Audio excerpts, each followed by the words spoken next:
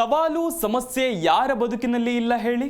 ಬದುಕಿನ ಅಸ್ತಿತ್ವ ಅಡಗಿರುವುದೇ ನಮಗಿರುವ ಸಮಸ್ಯೆಯಲ್ಲಿ. ಕಷ್ಟವನ್ನ ಮೆಟ್ಟಿ ನಿಂತು ಸವಾಲಿಗೆ ಸವಾಲಾಗಿ ನಿಲ್ಲುವುದೇ ಬದುಕು. ಸವಾಲನ್ನ ಸಮಸ್ಯೆ ಎಂದುಕೊಳ್ಳದೆ ಅವಕಾಶವೆಂದು ಸ್ವೀಕರಿಸಬೇಕಂತೆ. ಆ ನಿಟ್ಟಿನಲ್ಲಿ ಅಡೆತಡೆಗಳನ್ನು ಜಯಿಸಿ ಪುಟಿದೇಳುವ, ಬದುಕನ್ನ ಸವಾಲಾಗಿ ಸ್ವೀಕರಿಸಿ ಮುನ್ನುಗ್ಗಿ ಯಶಸ್ಸು ಗಳಿಸುವ ಒಂದಿಷ್ಟು ಸ್ಫೂರ್ತಿಯ ಮಾತುಗಳು ನಿಮ್ಮ ಮುಂದೆ.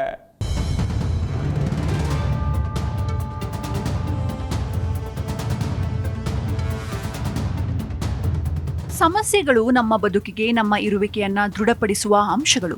ನಿಮಗೆ ದೊಡ್ಡ ಸಮಸ್ಯೆಗಳಿವೆ ಅಂದರೆ ಅವುಗಳಿಗೆ ಧನ್ಯರಾಗಿರಿ. ಏಕೆಂದರೆ ಆ ಸಮಸ್ಯೆಗಳು ನಿಮ್ಮನ್ನ ಮತ್ತಷ್ಟು ಜೀವಂತವಾಗಿಯೂ ಮಗದಷ್ಟು ಕಾರ್ಯಪ್ರವೃತ್ತರನ್ನಾಗಿಯೂ ಇರಿಸುತ್ತವೆ. ಒಬ್ಬ ಮನುಷ್ಯನನ್ನ ಆತನಿಗಿರುವ ಸಮಸ್ಯೆ ಆಧಾರದಲ್ಲಿ ಜಡ್ಜ್ ಮಾಡಬಹುದೆಂದು ಕೆಲವೊಬ್ಬರು ಹೇಳೋದಿದೆ. ಸಮಸ್ಯೆಗಳೆಂದರೆ ಕೆಟ್ಟವು ಎಂಬುದು ತುಂಬಾ ಜನರ ಅನಿಸಿಕೆ. ನಮ್ಮೆಲ್ಲರ ಬದುಕಿನ ಆಶಯ ಯಾವುದೇ ಸಮಸ್ಯೆಗಳಿಲ್ಲದೆ ನೆಮ್ಮದಿಯಾಗಿ ಇದ್ದು ಬಿಡಬೇಕು ಎನ್ನುವುದು. ಇಂಥ ಮನಸ್ಥಿತಿಯಲ್ಲಿದ್ದಾಗ ಸಮಸ್ಯೆಯೊಂದು ಎದುರಾದರೆ ನಮ್ಮ ಹಣೆ ಬರಹವನ್ನ ದೂರುತ್ತಾ ಇರುವ ಎಲ್ಲಾ ಶಕ್ತಿಯನ್ನ ಸಮಸ್ಯೆಯನ್ನ ಹಳಿಯೋದಕ್ಕೆ ವಿನಿಯೋಗಿಸಿಬಿಡ್ತೇವೆ. ಇದು ನಿರಾಶಾವಾದಿಗಳ ದೃಷ್ಟಿಕೋನ. ಆಶಾವಾದಿಗಳು ಸಮಸ್ಯೆಯನ್ನ ಮತ್ತೊಂದು ದೃಷ್ಟಿಕೋನದಲ್ಲೇ ನೋಡಲು ಪ್ರಯತ್ನಿಸ್ತಾರೆ. ಸಮಸ್ಯೆಗಳನ್ನು ಎದುರಿಸಿ ಆ ಮೂಲಕ ಭಯವನ್ನ ತೊಡೆದು ಹಾಕಿ ಮುನ್ನುಗ್ಗಿದ್ರೆ ನಾವು ಏನು ಹೇಳ ಹೊರಟಿದ್ದೇವೆ ಎಂಬುದು ನಿಮಗೆ ಅರ್ಥವಾಗುತ್ತೆ. ಆದರೆ ನಮ್ಮಲ್ಲಿ ಅನೇಕರು ಸಮಸ್ಯೆಗಳ ಭಯದಿಂದ ಹೊರಬರಲಾರದೆ ಇರೋದ್ರಿಂದ ಸಮಸ್ಯೆಗಳನ್ನ ಅವಕಾಶಗಳೆಂದು ಪರಿಗಣಿಸಲು ಸೋಲ್ತಾರೆ. ನಾನೊಬ್ಬ ಲೂಸರ್, ಇದು ನಮ್ಮಲ್ಲಿ ಅನೇಕರಿಗೆ ಇರುವ ಮನಸ್ಥಿತಿ. ಸೋಲನ್ನು ಒಪ್ಪಿಕೊಳ್ಳುವ ಮನೋಭಾವ. ಇದು ಏಕೆ ಆಗುತ್ತೆ ಅಂದ್ರೆ ಒಂದರ ಹಿಂದೆ ಒಂದು ಸೋಲುಗಳು ನಮ್ಮನ್ನ ಮುತ್ತತೊಡಗಿದಾಗ ಮನಸ್ಸು ಮಂಕಾಗುತ್ತೆ. ಇದು ನನಗೇ ಏಕೆ ಆಗುತ್ತೆ ಎಂಬ ಆಲೋಚನೆಗೆ ಬಿದ್ದು ಬದುಕಲ್ಲಿ ನಾನು ಲೂಸರ್ ಎಂದು ನಿಧಾನಕ್ಕೆ ಮನಸ್ಸು ಒಪ್ಪಿಕೊಳ್ಳೋದಕ್ಕೆ ಶುರು ಮಾಡಿಬಿಡುತ್ತೆ. ನಮಗೆ ಬಂದ ಸಮಸ್ಯೆಗಳಿಂದಾಗಿ ನಾವು ಲೂಸರ್ ಎಂದುಕೊಳ್ಳೋದಾದ್ರೆ ಗೆಲ್ಲುವುದಾದ್ರೂ ಹೇಗೆ? ಅಲ್ಲಿಗೆ ಯಶಸ್ಸನ್ನ ನಾವೇ ಹೊರಗುಳಿಯುವಂತೆ ಮಾಡಿದಂತಾಗಿ ಬಿಡುತ್ತದೆಯಲ್ಲವೇ?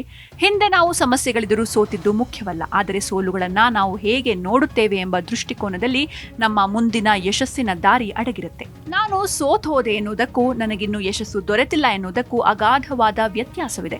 ಇದಕ್ಕೆ ಸಾರ್ವತ್ರಿಕ ಉದಾಹರಣೆ ನಮ್ಮೆಲ್ಲರ ಮನೆಗಳನ್ನ ಬೆಳಗಿಸುತ್ತಿರುವ Thomas Alva Edison. Napoleon Hill ಮೊದಲ ಬಾರಿಗೆ ಥಾಮಸ್ ಆಲ್ವಾ ಎಡಿಸನ್ ಅವರನ್ನ ಸಂದರ್ಶಿಸುತ್ತಾ, ಮಿಸ್ಟರ್ ಎಡಿಸನ್, ಲೈಟ್ ಬಲ್ಬ್ ಕಂಡುಹಿಡಿಯುವ ವೇಳೆ ನಿಮಗೆ 1000 ಸಲ ಸೋಲುಂಟಾಯಿತು. ಇದರ ಬಗ್ಗೆ ಜಗತ್ತಿಗೆ ಏನನ್ನ ಹೇಳಲು ಬಯಸ್ತೀರಿ ಎಂದು ಕೇಳ್ತಾರೆ. ಈ ಪ್ರಶ್ನೆಗೆ ಉತ್ತರಿಸುವ ಎಡಿಸನ್, ಮೊದಲಿಗೆ ನಿಮ್ಮ ಕ್ಷಮೆಯನ್ನ ಯಾಚಿಸ್ತೇನೆ, ಏಕೆಂದರೆ ನಿಮ್ಮ ಪ್ರಶ್ನೆಯೇ ತಪ್ಪು ಎಂದು ಹೇಳಲು ಬಯಸ್ತೇನೆ. ನಾನು 1000 ಸಲ ಸೋಲಲಿಲ್ಲ, ಬದಲಿಗೆ 1000 ಪ್ರಯೋಗಗಳನ್ನ ಮಾಡಿದೆ. ಆದರೆ ಅವುಗಳ ಕಾರಣವಾಗಲಿಲ್ಲವಷ್ಟೇ. ಯಾವುದು ಸರಿಯಾಗಿ ಕೆಲಸ ಮಾಡುತ್ತೆ ಎಂಬುದನ್ನು ನೋಡುವುದಕ್ಕೆ ನಾನು ತೆಗೆದುಕೊಂಡದ್ದು 1000 ಪ್ರಯತ್ನಗಳು ಎಂದು ಉತ್ತರಿಸುತ್ತಾರೆ. ನಮ್ಮೆಲ್ಲರಿಗೂ ಇಂಥವೇ 1000 ಕಲಿಕಾ ಅನುಭವಗಳಿವೆ ಅಲ್ಲವೇ? ನಡೆಯಲು ಶುರುವಿಟ್ಟು ನಿಲ್ಲಲು ಬಾರದೆ ಬಿದ್ದದ್ದು, ಆದರೂ ಪ್ರಯತ್ನಿಸಿ ನಡೆದದ್ದು ಹೀಗೆ. ಇದು ನಮ್ಮೊಳಗೆ ಸಾಧ್ಯವಾಗಿದ್ದು ಹೇಗೆಂದ್ರೆ ಬೇರೆಯವರ ಯಶಸ್ಸು ನಮಗೆ ಸ್ಫೂರ್ತಿ ಆಯಿತು ಅಲ್ಲವೇ? ಕೆಲವರಿಗೆ ಮೊದಲನೆಯ ಪ್ರಯತ್ನದಲ್ಲಿಯೇ ಗೆಲುವು ಸಿಕ್ಕಿಬಿಡಬಹುದು. ಆಗ ನಾವೆಲ್ಲ ನಮ್ಮನ್ನ ಲೂಸರ್ ಎಂದುಕೊಂಡು ಪ್ರಯತ್ನಿಸೋದನ್ನ ನಿಲ್ಲಿಸಬಾರದು. ನನ್ನಿಂದ ಇದು ಸಾಧ್ಯವಿಲ್ಲ ಎಂಬುದಾಗಿ ನಮ್ಮ ಒಂದು ಸೋಲಿನ ಮುಂದೆ ನಾವು ಯಶಸ್ವಿಯೇ ಆಗಲಾರೆವೆಂದು ತೀರ್ಮಾನಿಸಿ ಬಿಡಬಹುದು. ಯೋಚಿಸಿ, ಒಂದಲ್ಲ 1000 ಸೋಲುಗಳನ್ನ ನಾವು ಪ್ರಯತ್ನಗಳೆಂದು ಪರಿಗಣಿಸಿ ನಮ್ಮನ್ನ ನಾವೇ ಪ್ರೇರೇಪಿಸಿಕೊಳ್ಬೇಕು. ಜಗತ್ತು ಅವಕಾಶಗಳಿಂದ ತುಂಬಿದೆ. ವ್ಯಕ್ತಿಗಳು ಬದುಕಿನ ಅತಿಶೋಚನೀಯ ಪರಿಸ್ಥಿತಿಯನ್ನ ಮುಟ್ಟಿ ಬಂದವರಾಗಿದ್ದಾರೆ. ಅದು ಆರ್ಥಿಕತೆಯೇ ಇರಲಿ, ವೈಯಕ್ತಿಕ ವಿಚಾರವೇ ಇರಲಿ, ಅನೇಕ ಸೋಲುಗಳೇ ಇರಲಿ, ಕೈಕೊಟ್ಟ ಆರೋಗ್ಯವೇ ಆಗಿರಲಿ, ಏನೇ ಇರಲಿ, ಪುಟಿದೆದ್ದು ಮತ್ತೆ ಬದುಕನ್ನ ಜೀವಿಸಿದವರಾಗಿದ್ದಾರೆ. ಅವರದ್ದೇ ಭಯಗಳನ್ನ ಎದುರಿಸಿದ್ದಾರೆ. ಇಷ್ಟಾಗಿಯೂ ಗೆಲುವನ್ನ ಕಂಡಿದ್ದಾರೆ. ಎಲ್ಲರಿಗೂ ಸಮಸ್ಯೆ ಇರಬೇಕು ಎಂದು ಹೇಳೋದು ಉದ್ದೇಶವಲ್ಲ.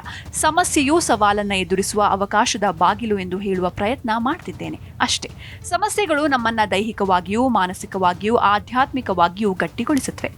ಯಾವುದಾದರೂ ಕೆಲಸವನ್ನ ಮಾಡುವಾಗ ಭಯವಾದ್ರೆ ಹೀಗೆ ಮಂತ್ರವನ್ನ ಗಟ್ಟಿಯಾಗಿ ಹೇಳಿಕೊಂಡ್ಬಿಡಿ.